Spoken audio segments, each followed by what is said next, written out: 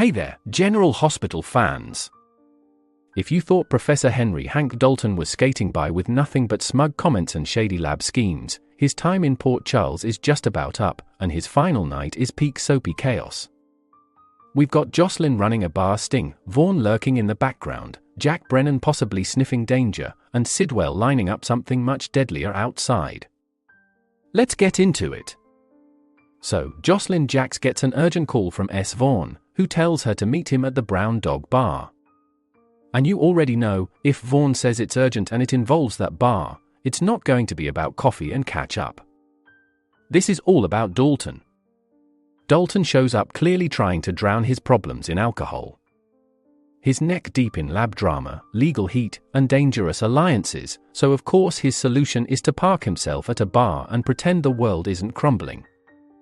That's when Joss becomes his chance encounter, except she's not there by chance at all. Joss is working an angle. Whether this is Vaughn's idea, Brennan's idea, or a mutual plan, the goal is simple: loosen Dalton's tongue. A few drinks, a bit of flirting, a vulnerable moment, suddenly the professor with too many secrets might let one slip. And you know Joss, she's smart, she's observant, and she's not afraid to lean in if it means protecting the people she loves. She eventually suggests they get out of here, dangling the promise of privacy, and maybe more. But before they move a muscle, conflict erupts. Joss looks stunned, caught in the middle, but the real question is that shock for real, or is she putting on a show? Vaughn might jump in, playing the role of protective ex, puffing up his chest at Dalton. Maybe that's part of the setup to rattle Dalton. Or maybe Vaughn takes one look at how far this is going and decides Joss is in over her head and pulls the plug. Either way, tension spikes, and Dalton comes out of it more agitated than intoxicated. And then there's Brennan. If he's watching from the sidelines, you can bet he's calculating everything.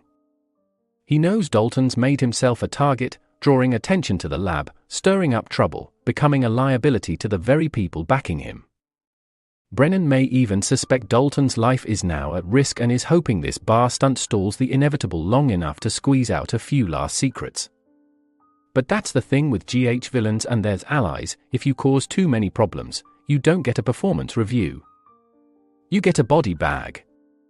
Once Dalton storms out of the bar, angry, rattled, and still in the crosshairs, he walks straight into the real trap. All signs point to Jen Sidwell deciding enough is enough and green-lighting a hit. Dalton isn't just going to disappear quietly. He's going to be used as a weapon one last time. That's where Laura comes in. She's out on the road, likely thinking about mayoral business or family drama, when the horror hits, literally. It looks like Dalton may be tossed into her path, turning her into the unwitting face of his death. Sidwell gets to eliminate Dalton and frame Laura in one move. So here's the question. Is Jocelyn going to realize she was part of the setup that pushed Dalton toward his death, and how far will Sidwell go to make sure Laura pays the price for his decision? Stay tuned, because Dalton's last night alive might be over, but the fallout is just getting started.